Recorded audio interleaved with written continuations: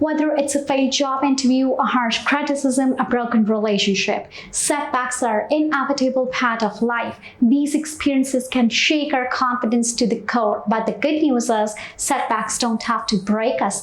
We can emerge stronger and more resilient with the right approach. When confidence crumbles, the immediate aftermath. It's okay and natural to feel this sting.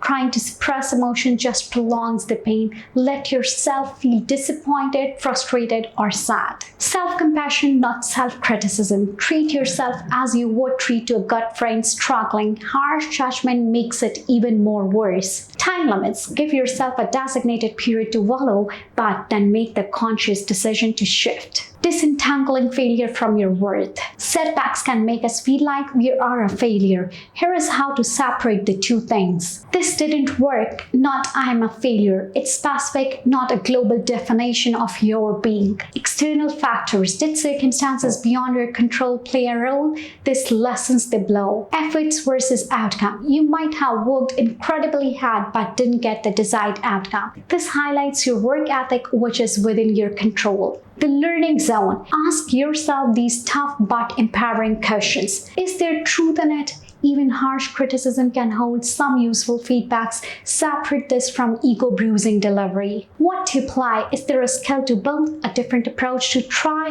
Setbacks become stepping stones. What to shrug off? Some things are due to factors you can't control, such as the bad interview, office politics.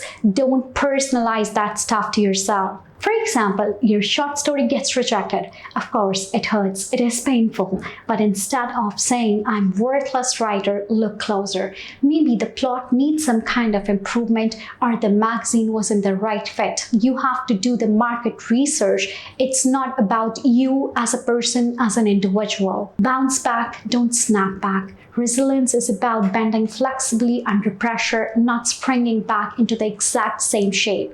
Think of it as an upgrade. Small wins rebuild quickly. Do something you're good at, even if it's unrelated. This replenishes your confidence even faster. Support system. Who can you vent to? Who will cheerlead your comeback? Isolating make things worse. The comeback plan. Break down what it will take to regain the momentum into manageable steps.